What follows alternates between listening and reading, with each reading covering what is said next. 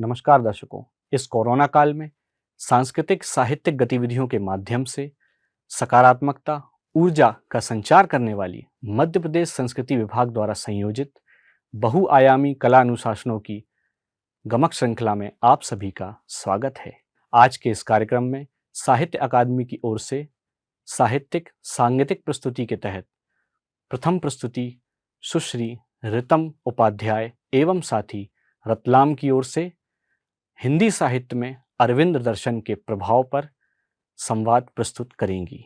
साथ ही द्वितीय प्रस्तुति श्री अनंत कुमार संत एवं साथी भोपाल द्वारा राष्ट्रीय चेतना से ओतप्रोत दिवंगत साहित्यकारों को श्रद्धांजलि स्वरूप उनकी रचनाओं पर सांगीतिक प्रस्तुति प्रस्तुत करेंगे। इन प्रस्तुतियों से पूर्व मैं आमंत्रित करूंगा साहित्य अकादमी के निदेशक डॉक्टर विकास दवे जी को कि वे अपना स्वागत वक्तव्य प्रस्तुत करें। नमस्कार मित्रों, एक बार फिर आप सबका स्वागत है साहित्य अकादमी के एक और प्रस्तुतिमूलक कार्यक्रम में। आप सब जानते हैं कि इस कोरोना काल में हम सब लगातार इन नवीन माध्यमों से कुछ कार्यक्रमों की प्रस्तुतियां आप सबके लिए लेकर बार बार आपके समक्ष उपस्थित होते रहते हैं। इसी श्रृंखला में, गमक श्रृंखला के अंतर्गत आज का जो आयोजन है वह अपने आप में साहित्यिक दृष्टि से बड़ा अनूठा है। साहित्यिक दृष्टि से इसलिए भी अनूठा है क्योंकि हम सब जानते हैं कि छायावाद के जितने रचनाकार हुए, हम बातचीत करते हैं, निराला जी की चर्चा करते हैं, पंत जी की करते हैं, महादेवी जी की करते हैं, तो उनकी रचनाओं पर भिन्न भिन्न प्रभावों पर अब तक अनेक शोध कार्य संपन्न हुए। किंतु एक पक्ष इन सारे रचनाकारों का छूटता है और वह पक्ष अत्यंत महत्वपूर्ण भी है और प्रामाणिक भी है। वह पक्ष है महर्षि अरविंद के विचार दर्शन का साहित्य पर प्रभाव। मुझे लगता है कि इस विषय पर जितनी बातचीत संपूर्ण साहित्य जगत के विमर्श में, समालोचना क्षेत्र में होना चाहिए थी, उतनी आज तक हो नहीं पाई। और यह बात हम किसी साहित्यकार पर आरोपित कर रहे हैं ऐसा नहीं है, बल्कि वे सारे के सारे वरेण्य रचनाकार स्वयं आत्मलेख जो लिख रहे हैं उसमें स्वीकार रहे हैं कि हमारे संपूर्ण रचनाकार पर महर्षि अरविंद के दर्शन का अत्यधिक प्रभाव रहा है। और ये सारे के सारे रचनाकार महर्षि अरविंद को पढ़ते रहे, उनके सावित्री जैसे महान ग्रंथ से प्रेरणा लेते रहे, पौंडीचेरी में उस आश्रम तक जाना होता रहा, श्री अरविंद और श्री मां से वे लगातार प्रेरणा प्राप्त करते रहे, उनकी ऊर्जा का स्फुरण ये सारे रचनाकार अपने हृदय में स्पंदित होते अनुभव करते रहे। ऐसे में मुझे लगता है कि एक बड़ा रिक्तता का अनुभव हो रहा था और इसलिए उसकी पूर्ति कैसे की जाए। प्रस्तुतिमूलक कार्यक्रम में सामान्यतः ऐसा होता है कि हम दो पक्ष होते हैं। पहला पक्ष ये होता है कि इन रचनाकारों की रचनाओं पर महर्षि अरविंद के दर्शन का जो प्रभाव है उसको थोड़ा सा चर्चा करें। और महर्षि अरविंद जिन गीतों को महत्व दिया करते थे, पौंडीचेरी आश्रम में जिन गीतों से ध्यान साधना हुआ करती थी, संगीत पक्ष उनका अत्यंत आनंदित करने वाला हुआ करता था, तो ऐसे कुछ गीतों को लेकर के आज हम सबके बीच आ रही हैं आदरणीय रितम उपाध्याय दीदी। रितम दीदी बहुत प्रारंभ से महर्षि अरविंद आश्रम से जुड़ी रही हैं और श्री अरविंद की परम भक्त भी हैं, उनके दर्शन की बहुत अच्छी जानकार हैं। उनके साथ मेरे अत्यंत आत्मीय मित्र श्री महेश बैरागी जी भी रहने वाले हैं। महेश जी बहुत लंबे समय तक पौंडीचेरी आश्रम में स्वयं पूर्णकालिक रूप से रह करके और महर्षि अरविंद के शिक्षा दर्शन पर एक लंबे समय तक काम करते रहे। इन दोनों से हम सब सुनेंगे हिंदी साहित्य के इन वरेण्य रचनाकारों की रचनाओं पर महर्षि अरविंद के दर्शन के प्रभाव पर कुछ बातें और कुछ बहुत ही सुंदर से गीत। आइए जुड़ते हैं अपने आज के इस कार्यक्रम के पूर्वार्ध में महर्षि अरविंद के दर्शन से। अब मैं बात कर रहा हूं उत्तरार्ध की।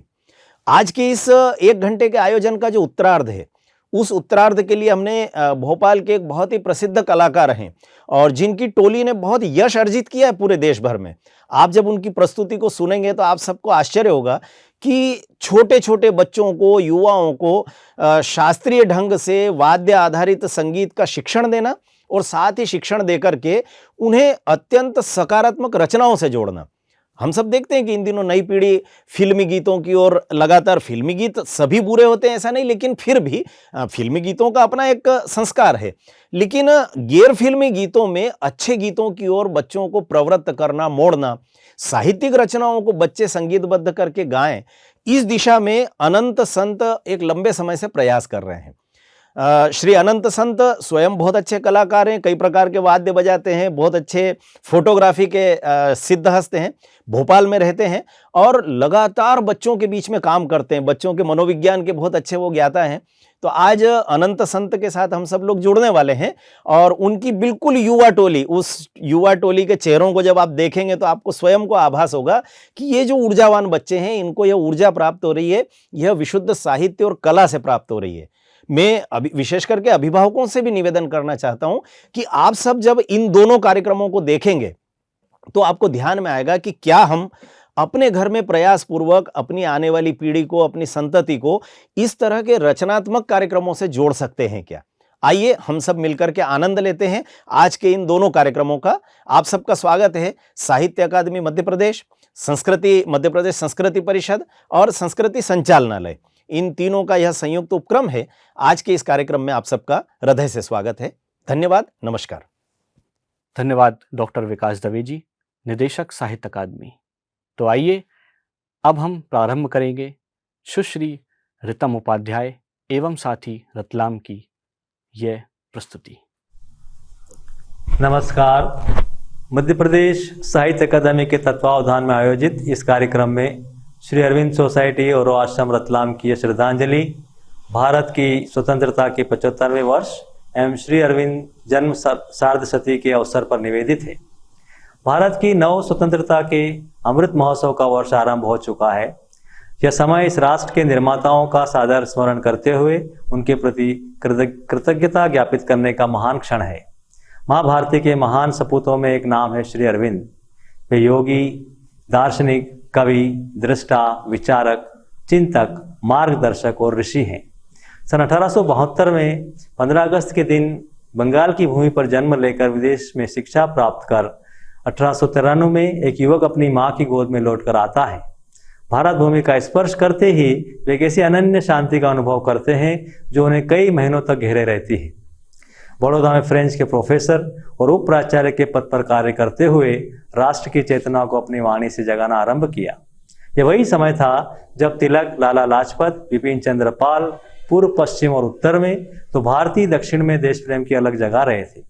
श्री अरविंद राजभक्ति की इस वेदी पर अपने ज्ञान की आहुति देते हुए सन 1909-10 में अलीपुर जेल में रहते हुए श्री कृष्ण के दर्शन और आश्वासन के साथ बाहर आते हैं कि भारत स्वतंत्र होगा ही। आगे उनकी महती भूमिका संपूर्ण मानव जाति के उत्थान और कल्याण का मार्ग प्रशस्त करने की थी और इस हेतु उनकी तपोभूमि बनने का सद्भाग्य मिला पांडिचेरी को। अगले 40 वर्ष श्री अरविंद ने अभूतपूर्व साहित्य का सृजन किया, किंतु ये सृजन केवल शब्द नहीं है, यह एक ऋषि चेतना से व्यक्त हुई भागवत ज्योति है। कविंद्र रविंद्र, सुभाष चंद्र बोस, तिलक और अन्य श्रेष्ठ जन श्री अरविंद की इस चेतना से अत्यंत प्रभावित थे। श्री अरविंद दर्शन की भविष्योन्मुख आशावादी तरंगों ने सभी अभिप्सु और उत्सुक मनों को आकर्षित किया। श्री अरविंद की प्रसिद्ध रचना है सावित्री। अंग्रेजी भाषा का दीर्घतम ग्रंथ होते हुए इस रचना में मानव चेतना के आरोहण के सभी सोपान गढ़कर तैयार कर दिए हैं। श्री अरविंद की वाणी के प्रति हिंदी सृजन चेतना भी उन्मिलित रही और प्रभावित भी। विशेषकर छायावादी कवियों का रुझान स्वाभाविक रूप से श्री अरविंद की ओर हुआ। आज की प्रस्तुति में हम विशेष रूप से इन्हीं प्रमुख कवियों की चर्चा करेंगे जिनकी लेखनी में श्री अरविंद की चेतना का दर्शन बहुत मुखर रहा है। आर्ष कवि जयशंकर प्रसाद की श्री अरविंद द्वारा संपादित पत्र आर्य के प्रबुद्ध पाठक थे। कामायनी प्रसाद की श्रेष्ठ रचना है और इसमें श्री अरविंद दर्शन की बहुत गहरी छाप देखी जा सकती है। श्री अरविंद की राष्ट्रवादी विचारधारा का प्रभाव भी उन पर बहुत रहा। जिस प्रकार श्री अरविंद भारत की भूमि के विषय में कहते हैं कि मात्र धरती का टुकड़ा नहीं है, माँ है, देवी है, शक्ति है, मानव जाति का भविष्य है और सभ्यताओं की जननी है। यही भाव प्रसाद की लेखनी में कुछ यूं प्रकट होता है।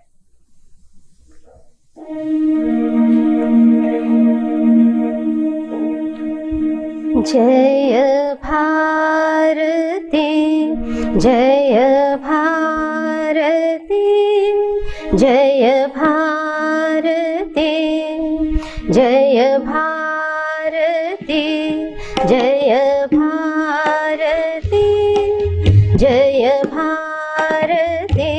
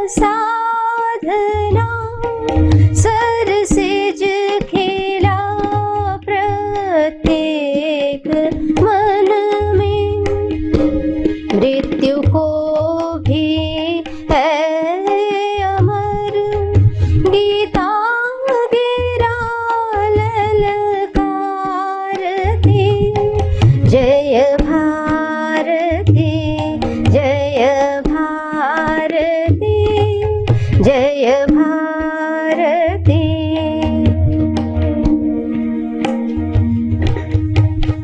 ध्यान में तन्मय जहाँ योगस्थ शिव सा है हिमालय। ध्यान में तन्मय जहाँ योगस्थ शिव सा है हिमालय। कर रही झंकार पारावार वीणा दिव्य व्यय। कोटि जन्मों के अघों को जाह्नवी है तारती। जय भारती, जय भारती, जय भारती। स्वर्ग ने भी जिस तपोवन की उतारी आरती। जय भारती, जय भारती, जय भारती, जय भारती, जय भारती, जय भारती। इसी चेतना से आंदोलित हुए प्रकृति के सुकुमार कवि सुमित्रा नंदन पंत। पंत जी कितनी ही बार श्री अरविंद आश्रम पांडिचेरी में रहे और श्री मां की पावन उपस्थिति में सृजन किया है। पंत के काव्य जीवन को विशेष रूप से 3 भागों में रखा जाता है। पहले प्रकृति की रमणीयता में, दूसरे छायावाद की सूक्ष्मताओं में और तृतीय प्रगतिवाद और विचारशीलता में। किंतु तब एक नया कवित्व जन्म लेता है मानवतावादी रूप में और रचता है लोकायतन जैसी कृति। लोकायतन श्री अरविंद की चेतना से ओतप्रोत काव्य है। उत्तरा की प्रस्तावना में वे कहते हैं कि अपने नवीन अनुभूतियों के लिए जिन्हें मैं अपनी सृजन चेतना का स्वप्न संचरण या काल्पनिक आरोहण समझता था, मुझे किसी प्रकार की बौद्धिक तथा आध्यात्मिक अवलंबन की आवश्यकता थी। इन्हीं दिनों मेरा परिचय श्री अरविंद के भागवत जीवन से हो गया। उसके प्रथम खंड को पढ़ते समय मुझे ऐसा लगा जैसे मेरे स्पष्ट चिंतन को अत्यंत सुस्पष्ट, सुगंधित एवं पूर्ण दर्शन के रूप में रख दिया है। पंत जी कहते हैं कि इसमें संदेह नहीं कि श्री अरविंद के दिव्य जीवन दर्शन से मैं अत्यंत प्रभावित हूँ। श्री अरविंद आश्रम के योग, अंत संगठित वातावरण के प्रभाव से ऊर्ध्व मान्यताओं संबंधी मेरी अनेक शंकाएं दूर हुई हैं। पंत ने उस आध्यात्मिक चेतना के अवतरण को भी शब्द दिए जो श्री अरविंद दर्शन का प्रमुख स्वर है। उनके काव्य संग्रह स्वर्ण किरण, स्वर्ण धूलि, उत्तरा और युगपथ पूरी तरह से श्री अरविंद दर्शन से प्रभावित रचना है। प्रस्तुत है श्री मां द्वारा रचित राधा की प्रार्थना का हिंदू भावानुवाद पंत जी के शब्दों में। प्रथम दृष्टि में जिसको पहचान गया अभ्यंतर, अपना स्वामी जीवन का सर्वस्व हृदय का ईश्वर। हे मेरे प्रभु तू मेरी श्रद्धांजलि स्वीकृत कर, स्वीकृत कर, स्वीकृत कर। तेरे ही है मेरे निखिल विचार, भावना चिंतन। मेरे और आवेग हृदय संकल्प सकल संवेदन तेरे ही है।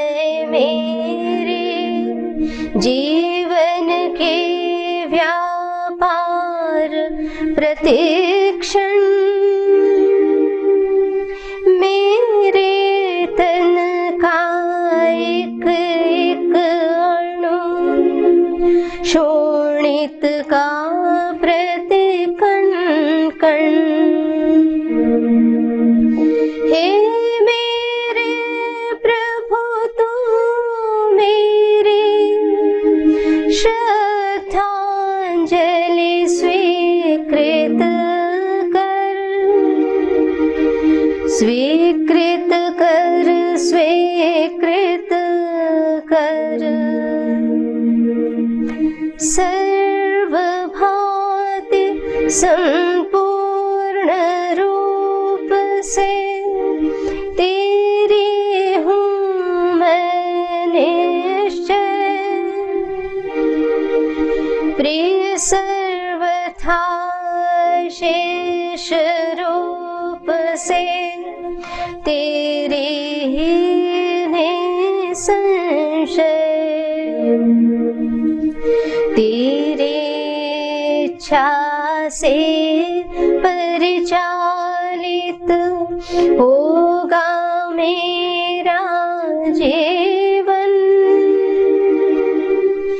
केवल तेरी ही विधि का मैं नाथ करूंगी पालन।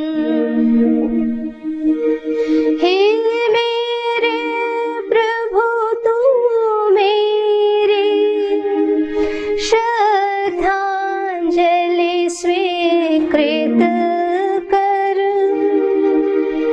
स्वीकृत कर, स्वीकृत कर। जीवन मरण के हर्ष शोक भेजे तो या सुख दुख क्षण,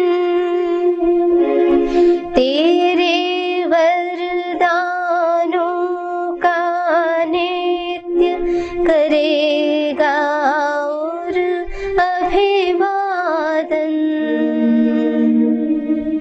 दिव्य दिन होगी तेरी प्रत्येक दिन मेरे हित,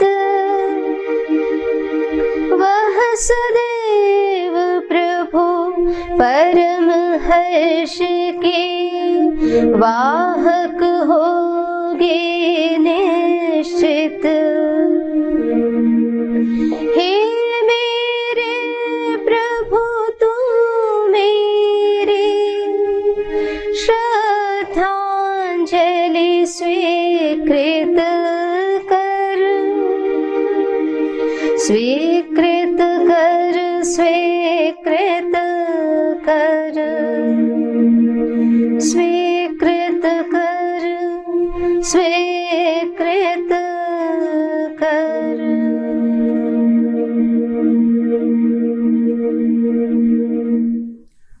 इस कड़ी में एक और प्रखर नाम है राष्ट्र कवि रामधारी सिंह दिनकर का। दिनकर जी का काव्य भी और जीवन भी श्री अरविंद की विचार और दर्शन की धारा में नहाया है। श्री अरविंद की कई अंग्रेजी कविताओं का उन्होंने भावानुवाद किया। उन्होंने सावित्री महाकाव्य का अनुवाद पद्य में आरंभ किया था।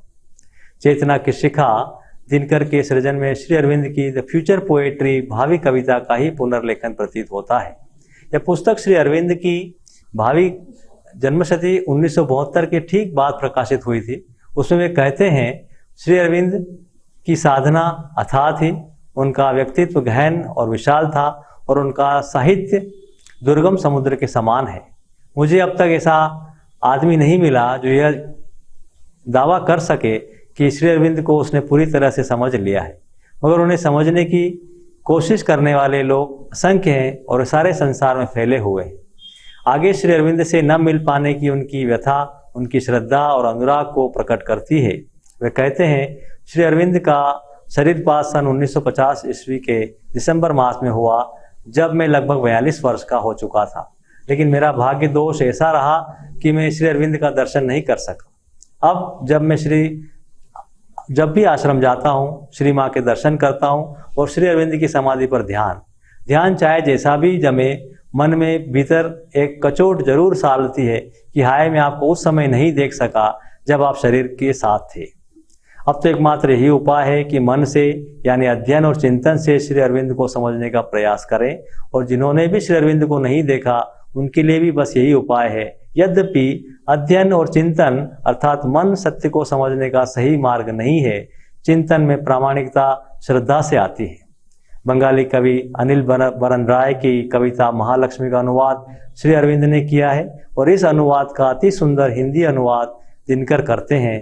प्रस्तुत है महालक्ष्मी, जिसमें उन्होंने अपना हृदय श्री माँ के चरणों में उड़ेल कर रख दिया है। विचरण करती ज्योति तुम्हारी, कमल कुंज कानन में, खोजूं ज्वल पीठ जननी, बाहर में कहाँ भुवन में,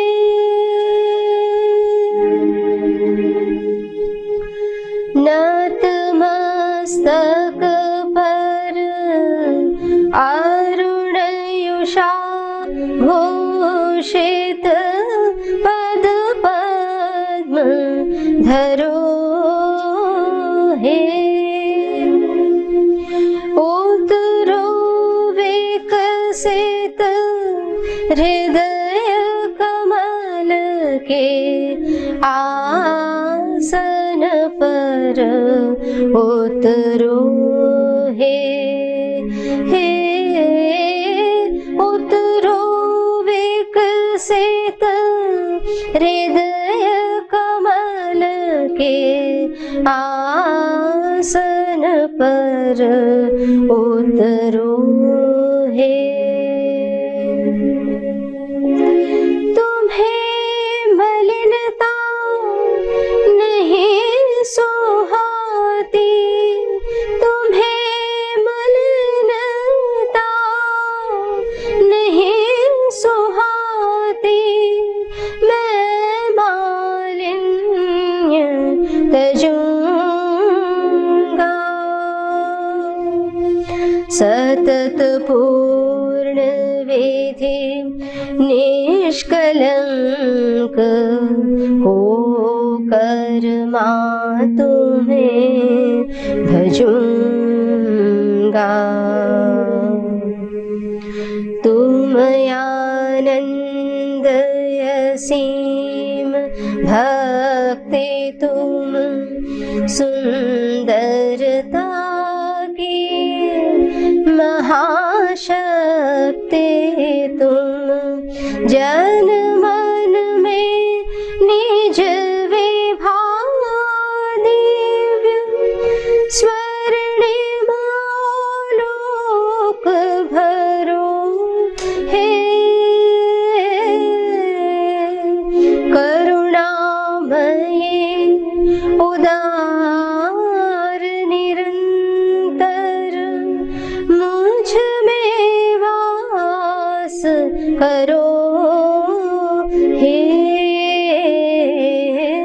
करुणामयी उदार निरंतर मुझ में वास करो हे, अप्रिय शुष्क हृदय नीरस मन, प्रिय है तुम्हें प्रेम के बंधन, अप्रिय शुष्क हृदय नीरस मन, प्रिय है तुम्हें प्रेम के बंधन, निज माधुर्य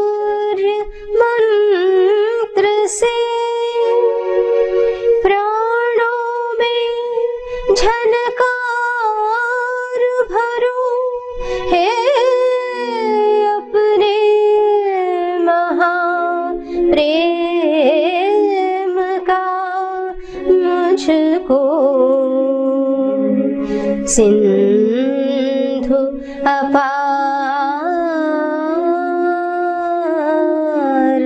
करो हे।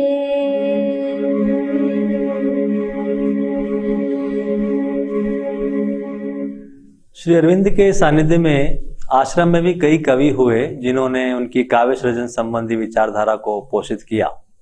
स्वयं श्री अरविंद सर्वप्रथम कवि कहलाना ही पसंद करते थे। आश्रम में विशेष रूप से कई भाषाओं में काव्य सृजन हुआ। संस्कृत में पूजालाल, अंग्रेजी में अमल किरण और बंगाली में निशिकांत जाने जाते हैं। विद्यावती कोकिल, देवदत्त आश्रम के प्रमुख हिंदी कवि रहे हैं। अन्य स्थानों पर देवकीनंदन श्रीवास्तव, डी.एन. जोशी, स्वयं प्रकाश उपाध्याय ने विगत दशकों में और वर्तमान में डॉक्टर आलोक पांडे, डॉक्टर मुरलीधर चांदनीवाला, डॉक्टर सुरेश चंद्र त्यागी और चरण सिंह केदारखंडी जिन्होंने श्री अरविंद के प्रकाश में सृजन किया। ओम प्रकाश आदित्य यूं तो हास्य कवि के रूप में जाने जाते हैं, किंतु श्री अरविंद आश्रम दिल्ली के प्रवास में उन्होंने श्री अरविंद के प्रति अपने भाव को जिस प्रकार प्रकट किया है यह अद्वितीय है। उस रचना के विषय में उनका अनुभव था कि ऐसा कुछ उन्होंने कभी नहीं लिखा और जैसे किसी शक्ति ने उनसे यह लिखवाया, उन्होंने इस नए प्रकाश और प्रभाव को स्पष्ट रूप से अनुभव किया। प्रस्तुत है उनकी रचना तुम्हारे चरण।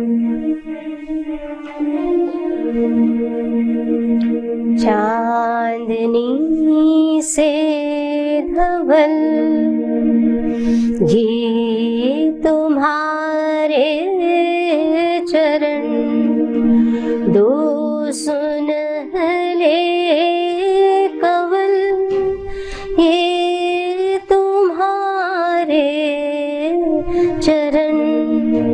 चांदनी से धवल ये तुम्हारे चरण, दो सुनहले कवल ये तुम्हारे चरण।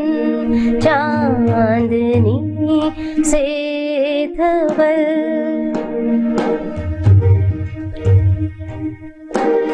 सागरों में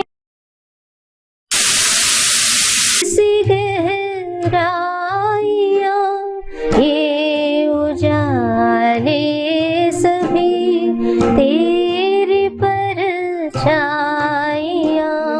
सागरों में नहीं तुझ सी गहराइयाँ ये उजाले सभी तेरी परछाइयाँ। तुम ये चेतना के नए राग हो, ज्ञान के पंथ पर प्रेम की आग हो। सिंधु के संतरण ये तुम्हारे चरण, छंद के दो चरण ये तुम्हारे चरण। चांदनी से धवल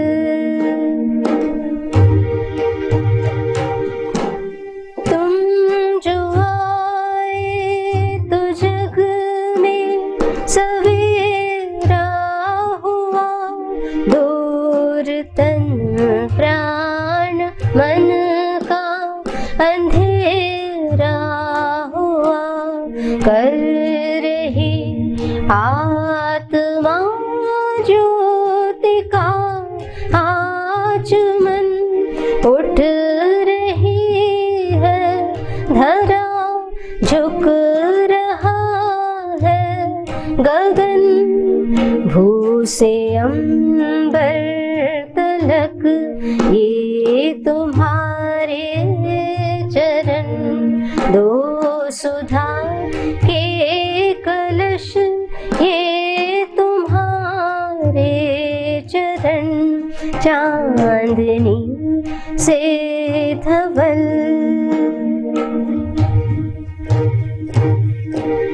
खिल रहे हैं कमल, बह रही है पवन, ध्यान मन के देश में हो रहा है हवन, बज रही बांसुरी ज्ञान के लोक में, चेतना चल पड़ी दिव्य लोक में।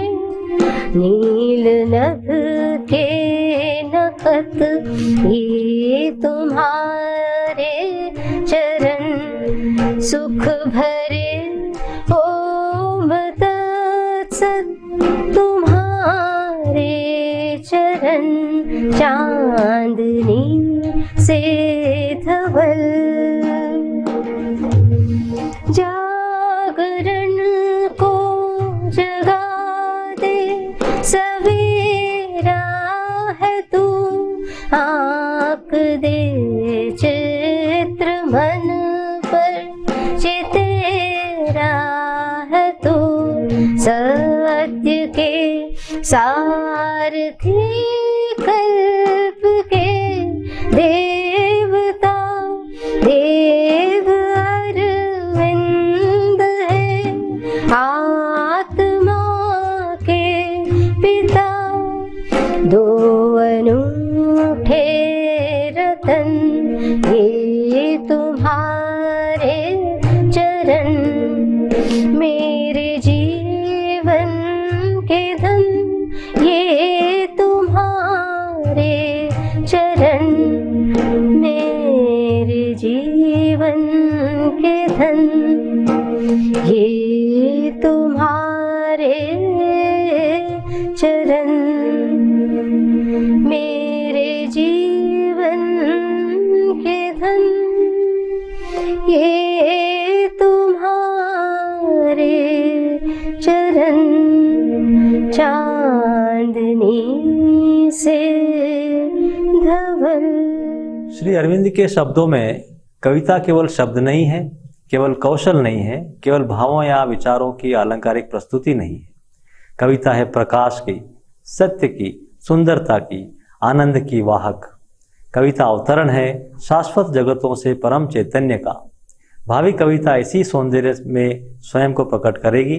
इसी आशा और विश्वास के साथ योगीराज महर्षि श्री अरविंद के प्रति असीम श्रद्धा और कृतज्ञतापूर्ण नमन।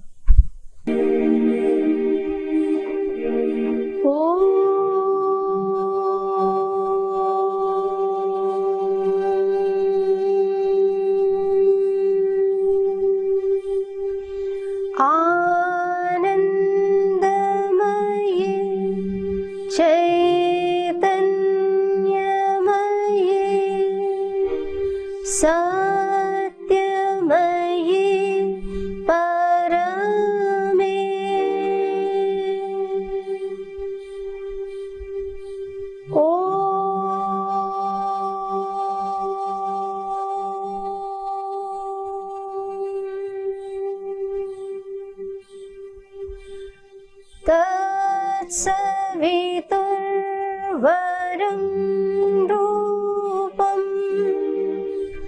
ज्योतिः परस्य धीमहि यन्नः सत्येन दीपयेत्।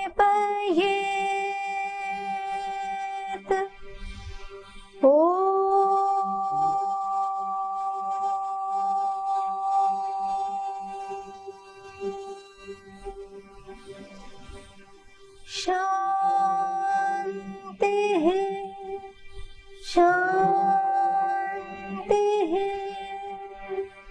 शान्तिः। अभी आपने रसास्वादन किया सुश्री ऋतम उपाध्याय एवं साथी रतलाम की प्रस्तुति का। अब हम अपनी द्वितीय प्रस्तुति की ओर चलेंगे, जिसमें श्री अनंत कुमार संत एवं साथी भोपाल द्वारा राष्ट्रीय चेतना से ओतप्रोत दिवंगत साहित्यकारों को श्रद्धांजलि स्वरूप उनकी रचनाओं पर आधारित सांगीतिक प्रस्तुति।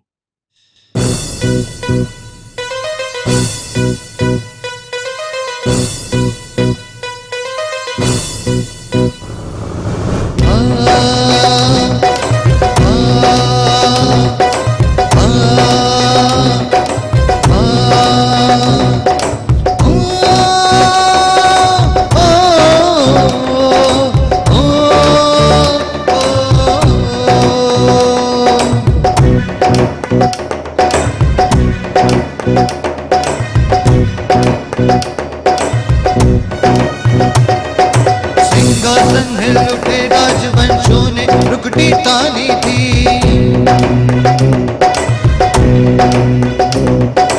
बूढ़े भारत में भी आई फिर से नई जवानी थी।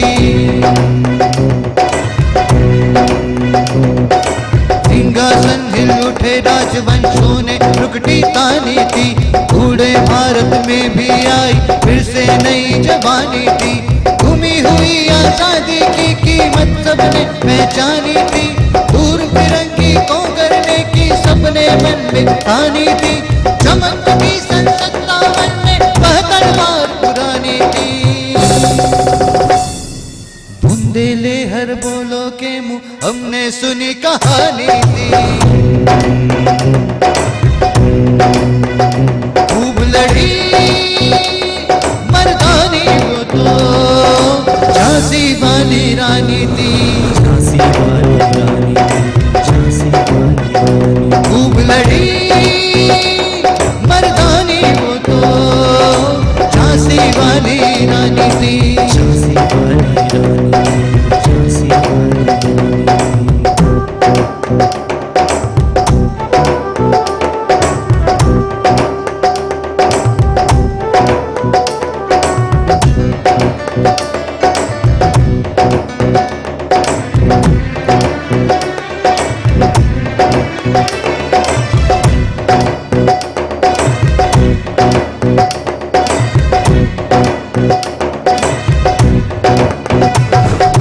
कानपुर के नाना की मुंह बोली बहन छबीली थी।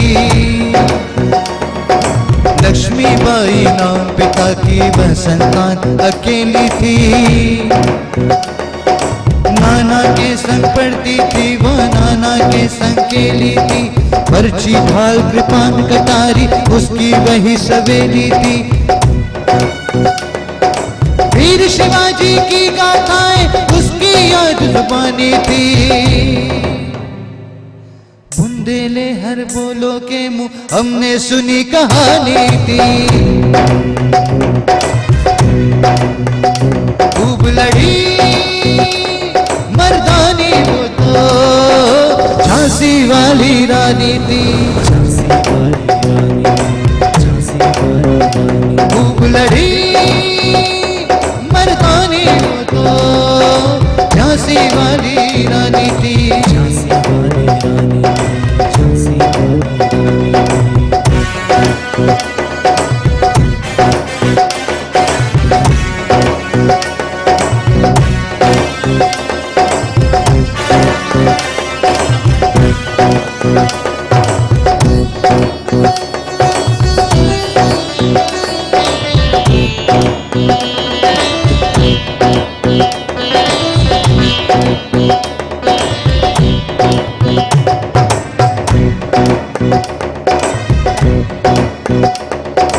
लक्ष्मी थी या दुर्गा थी वह स्वयं वीरता की अवतार। एक मराठे पुलकित होते उसकी तलवारों के वार। लक्ष्मी थी या दुर्गा थी वह स्वयं वीरता की अवतार। एक मराठे पुलकित होते उसकी तलवारों के वार। नकली युद्ध व्यूह की रचना और खेलना खूब शिकार। सैन्य घेरना दुर्ग तोड़ना ये थे उसके प्रिय खिलवाड़। महाराष्ट्र कुलदेवी उसकी भी आराध्य भवानी थी। बुंदेले हर बोलो के मुंह हमने सुनी कहानी थी। खूब लड़ी मर्दानी वो तो झांसी वाली रानी थी। झांसी वाली रानी,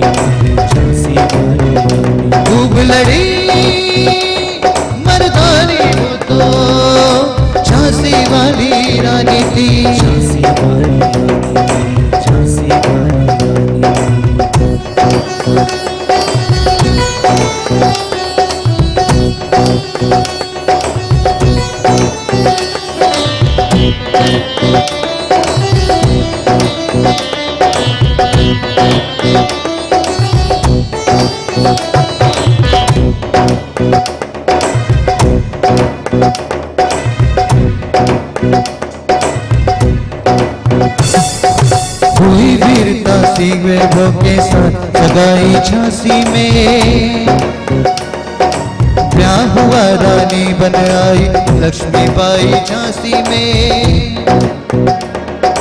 राजमहल में बजी बधाई खुशियां छाई झांसी में, राजमहल में बजी बधाई खुशियां छाई झांसी में।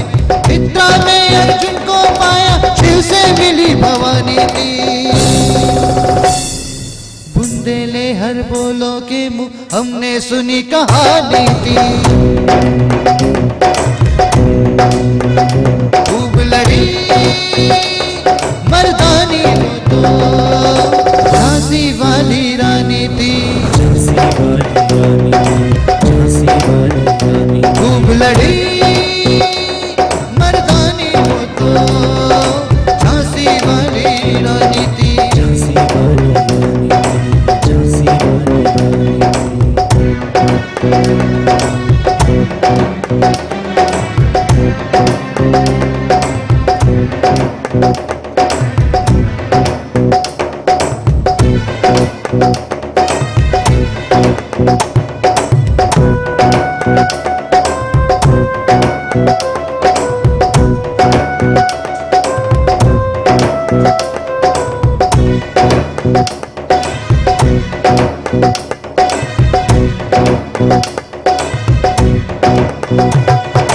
उदित हुआ सौभाग्य मुदित महलों में उजियाली छाई,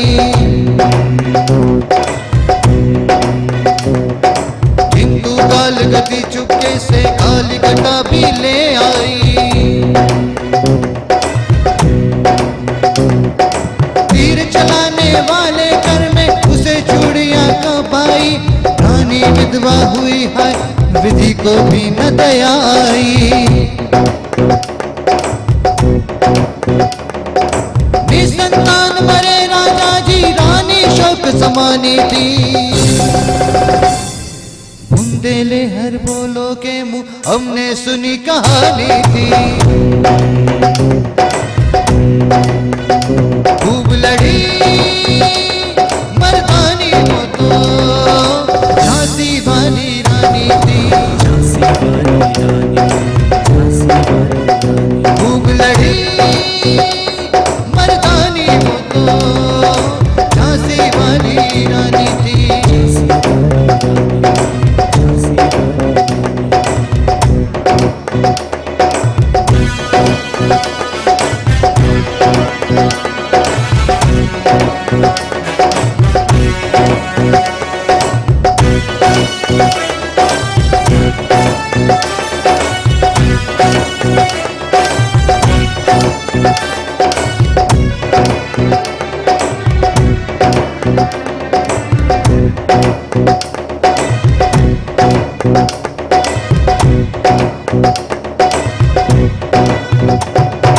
बुझा दीप झांसी का तब तल हो जी मन में हर्षाया,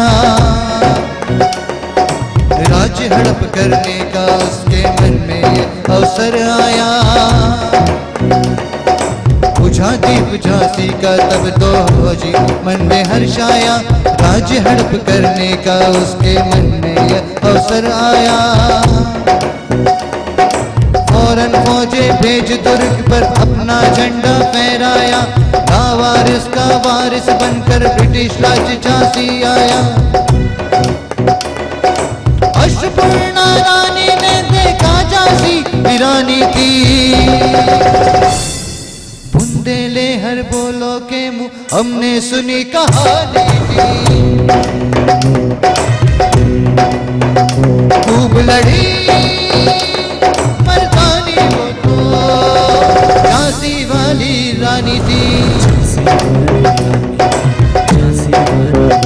खूब लड़ी मर्दानी वो तो झांसी वाली रानी थी।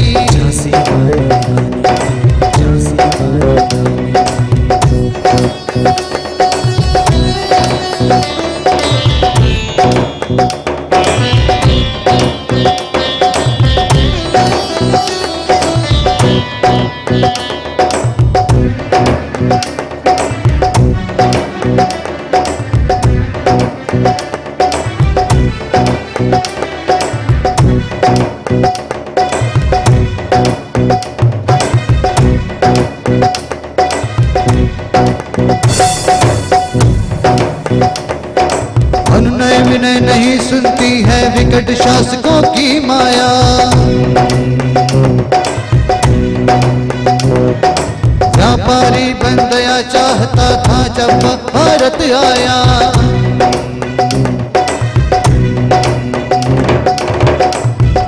जी ने पैर पसारे, अब तो पलट गई काया। राजाओं नवाबों को भी उसने पैरों ठुकराया। राजाओं नवाबों को भी उसने पैरों ठुकराया।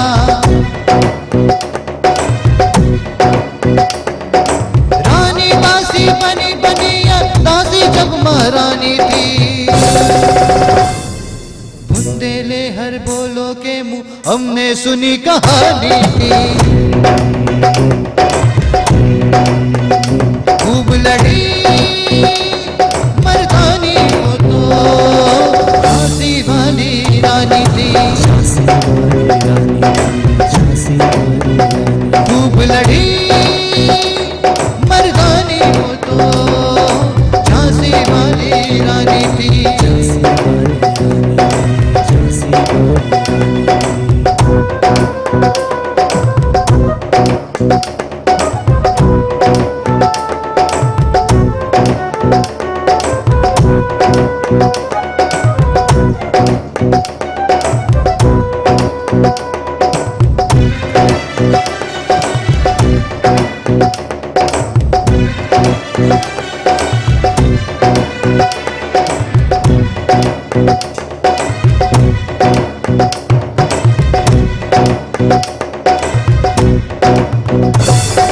चीनी राजधानी दिल्ली की लखनऊ चीना बातों बात। कैद पेशवा था बिठुर में हुआ नागपुर का भी घाट। उदयपुर तंजौर सतारा कर्नाटक की कौन भी साथ। जबकि सिंध पंजाब ब्रह्म पर अभी हुआ था वज्रपात। बंगाले मद्रास आदि को भी तो वही कहानी थी। बुंदेले हर बोलो के मुंह हमने सुनी कहानी थी। खूब लड़ी मर्दानी वो तो झांसी वाली रानी थी। खूब लड़ी मर्दानी वो तो झांसी वाली रानी थी।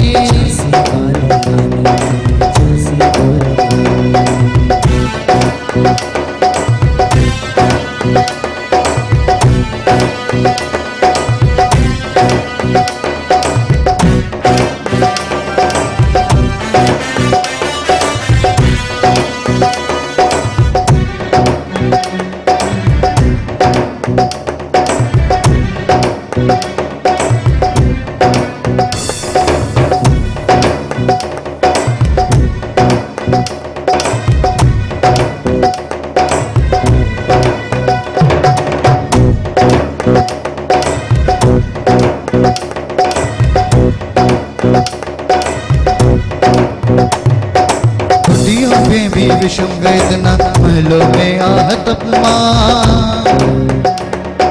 वीर सैनिकों के मन में था अपने पुरखों का अभिमान।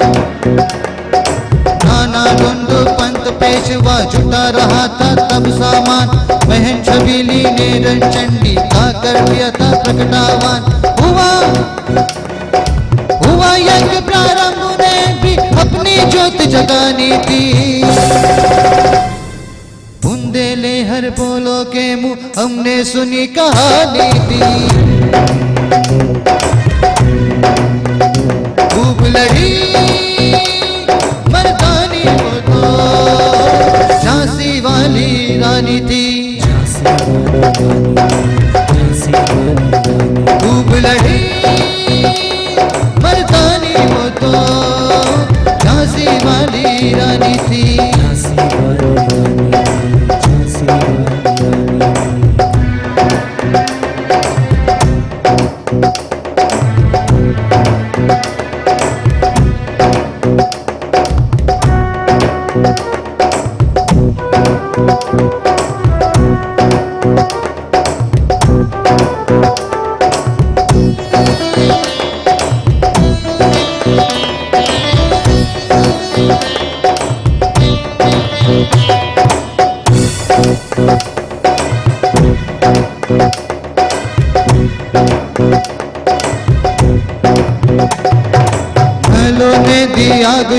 ही ने ज्वाला दी सुलगाई।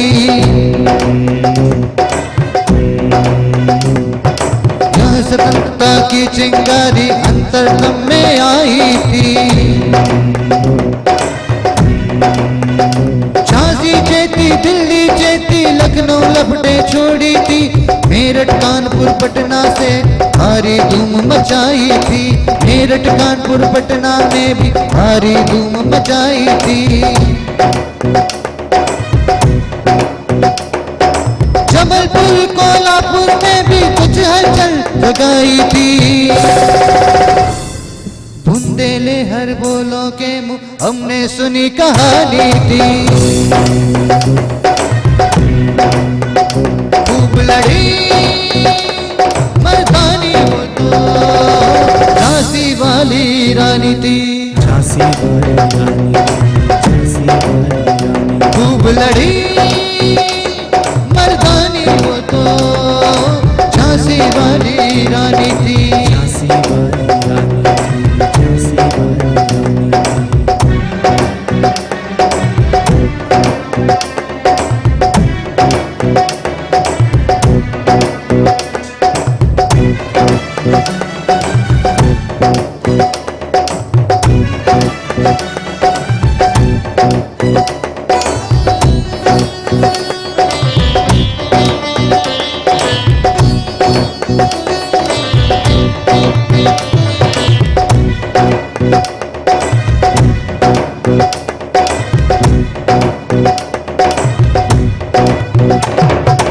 इस स्वतंत्रता महायज्ञ में कई वीरवर आएगा।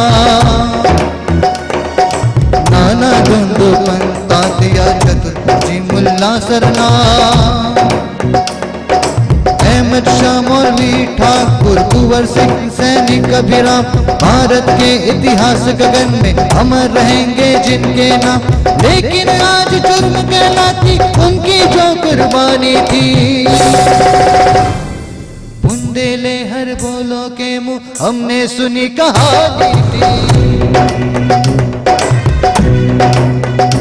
खूब लड़ी मर्दानी वो तो झांसी वाली रानी थी। खूब लड़ी मर्दानी वो तो झांसी वाली रानी थी। झांसी वाली रानी, झांसी वाली रानी।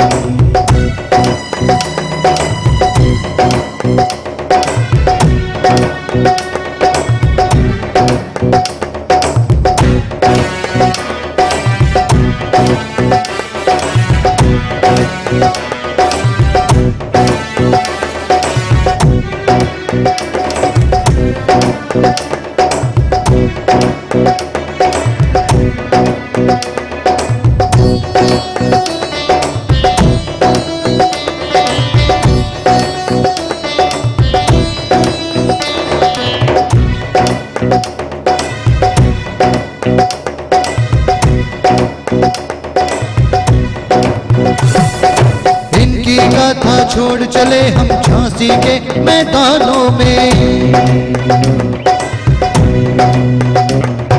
जहाँ खड़ी है लक्ष्मीबाई मर्द बनी मर्दानों में। लेफ्टिनेंट वाकर आ पहुंचा आगे बड़े जवानों में। रानी ने तलवार खींच ली हुआ धुंध आसमानों में। जख्मी होकर वाकर भागा उसे अजब से रानी थी।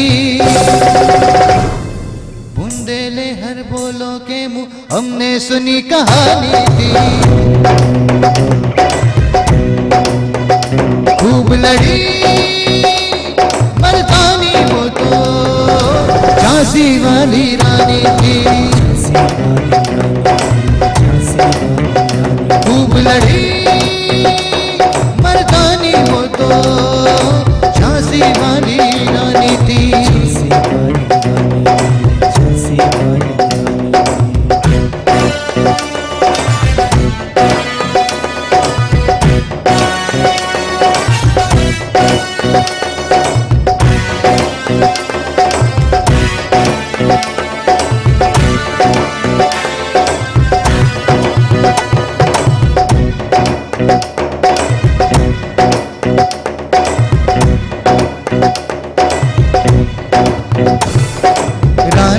बड़ी काल पी आई कर 100 मील निरंतर पार।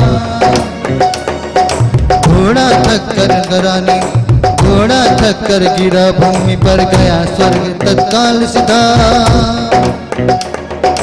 यमुना तट पर अंग्रेजों ने फिर खाई रानी से हाथ, विजयी रानी आगे दो चलती, किया ग्वालियर पर अधिकार। विजयी रानी आगे चलती, किया ग्वालियर पर अधिकार। अंग्रेजों के मित्र सिंधिया ने छोड़ी राजधानी थी। बुंदेलहर बोलो के मुंह हमने सुनी कहानी थी। खूब लड़ी मर्दानी वो तो झांसी वाली रानी थी। खूब लड़ी मर्दानी वो तो झांसी वाली रानी थी।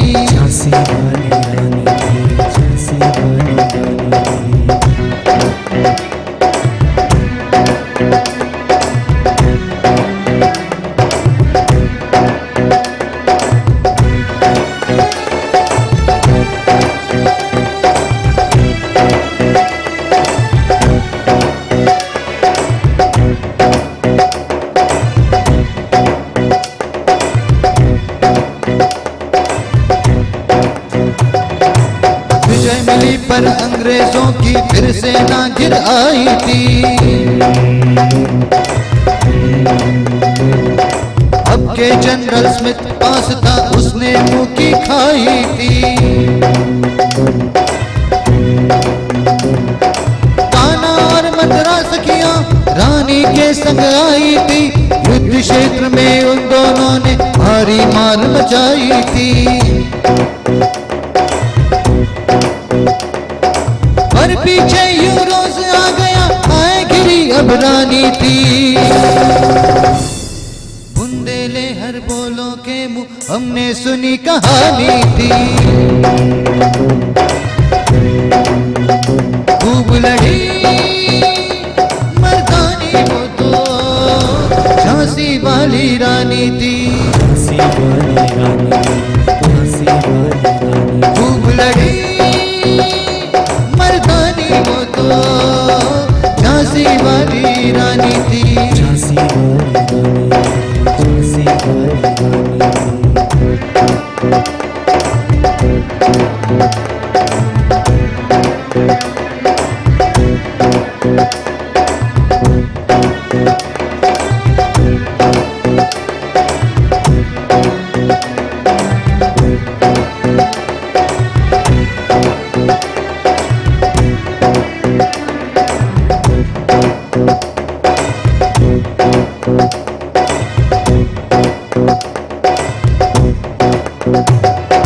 धोबी रानी मार काट कर चलती बनी सैन्य के पास, किंतु सामने नाला आया था वह संकट विषय आवाज।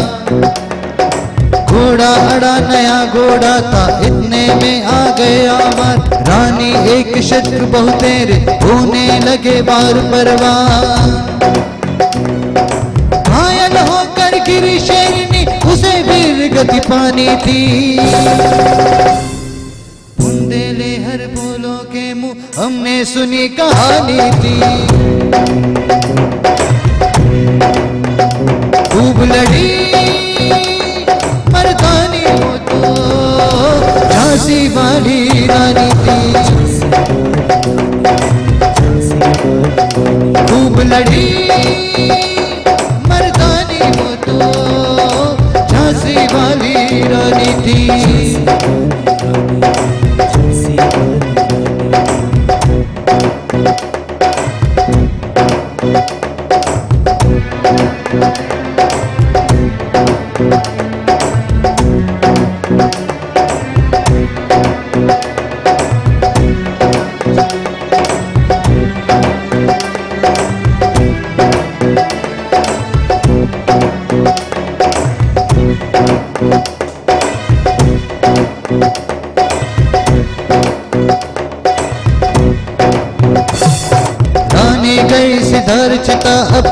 की दिव्य सवारी थी। मिला तेज से तेज, तेज की वह सच्ची अधिकारी थी। अभी उम्र खुलते इसकी थी, मनुष्य नहीं अवतारी थी। हमको जीवित करने आई धन स्वतंत्रता नारी थी। दिखा गई पन सिखा गई हमको जो सीख सिखानी थी। बुंदेले हर बोलों के मुंह हमने सुनी कहानी थी। खूब लड़ी मर्दानी वो तो झांसी वाली रानी थी। झांसी वाली रानी,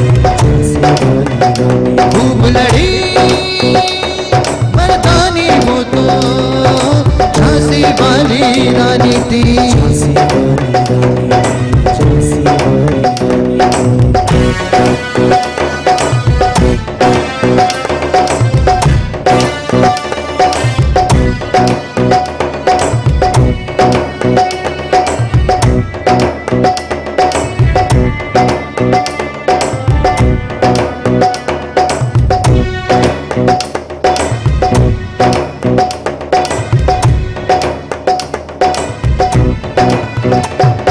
जाओ रानी याद रखेंगे ये कृतज्ञ भारतवासी। यह तेरा बलिदान जगाएगा स्वतंत्रता अविनाशी। होवे चुप इतिहास जगाए सच्चाई को चाहे फांसी। होवे चुप इतिहास लगे सच्चाई को चाहे फांसी। हो मत माती विजय गिरा दे कालो चाहे। हो मत माती विजय मिटा दे कोलों से चाहे झांसी। तेरा स्मारक तू ही होगी, तू खुद अमिट निशानी थी। बुंदेले हर बोलों के मुंह हमने सुनी कहानी थी। खूब लड़ी मर्दानी वो तो झांसी वाली रानी थी। झांसी वाली रानी, खूब लड़ी मर्दानी वो तो झांसी वाली रानी थी। झांसी वाली रानी, झांसी वाली रानी। खूब लड़ी मर्दानी वो तो झांसी वाली रानी थी। झांसी वाली रानी थी। झांसी वाली रानी थी।